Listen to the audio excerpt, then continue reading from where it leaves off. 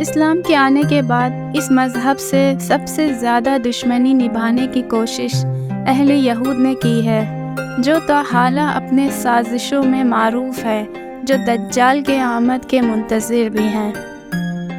یہ بنی امیہ کے خلیفہ عبد الملک بن مروان کا زمانہ تھا، جب یہودی نے مسلمانوں کے دین سے متعلق ابہام پیدا کرنے کے لیے ایک چال چلتے ہوئے ایک ایسے یہودی کو ایسے 3 سوالوں کے ساتھ تیار کیا۔ اس نے ابتدا میں اسلام کے مختلف شہروں میں جا کر علماء امت کو یہ چیلنج کیا کہ اگر وہ ان 3 سوالوں کا جواب دے دے تو وہ بھی اپنا مذہب چھوڑ کر اسلام قبول کر لے گا، لیکن کوئی بھی ایسا اس کے سامنے نہ آ سکا جو اس کے 3 میں سے صرف 1 سوالوں کا جواب دے پاتا۔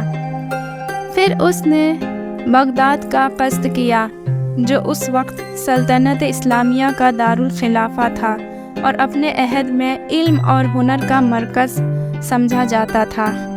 اس نے بغداد میں جا کر مختلف اجتماعات میں ان 3 سوالوں کی گردان شروع کر دی، لیکن کوئی بھی شخص ان کا جواب دے نہ سکا۔ اس کے ان سوالوں کی گونج دربار شاہی میں بھی سنائی دینے لگی تھی۔ تو پھر ایک دن ایسا بھی آیا جب اس کی رسائی دربار خلافت تک ہو ہی گئی۔ عبد الملک نے اس کے سوالات کے جواب کے لیے اپنے درباری علماؤں کو اکٹھا کیا، پر جب اس نے ان کے سامنے اپنا پہلا سوال رکھا کہ خدا سے پہلے کیا تھا، تو سب گونگے بن گئے اور کسی کے پاس اس کا جواب نہیں تھا۔ خلیفہ عبد الملک نے اسے اپنے مہمان خانے میں ٹھہروایا اور کہا، تم رک جاؤ، ہم تمہارے سوالوں کا جواب دینے کی کوشش کریں گے۔ لیکن باوجود اس میں کوشش کے بعد بھی کامیابی حاصل نہ ہوئی تھی۔ تو ایک دن اس کے مصاحب خاص نے کہا، حضور اگر آپ فرمائیں تو میں کوفے کے ایک نوجوان کو اس قابل سمجھتا ہوں کہ شاید وہ اس شخص کا جواب دے سکے۔ عبد الملک کو ایک امید کی کرن نظر آئی اور اس شخص کو بلانے کی اجازت دے دی۔ جب وہ لوگ مطلوبہ مکان پر پہنچے تو دروازہ کھٹکھٹانے کے بعد جو مرد خدا سامنے آیا، جس کے بارے میں مورخین کی رائے ہے کہ ان کے چہرے پر نور کا سیلاب نظر آتا تھا، یہ میزبان اپنے عہد کے انتہائی علم اور معتبر شخصیت امام صادق علیہ السلام تھے۔ عبد الملک کے قصیدوں نے اپنے خلیفہ کا پیغام دیا اور دین کی سربلندی کی خاطر مدد چاہی۔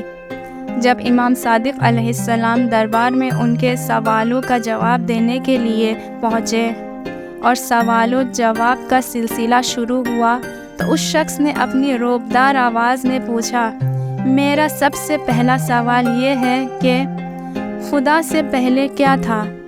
آپ نے انتہائی وقار کے ساتھ کہا کہ اعداد کا شمار کرو۔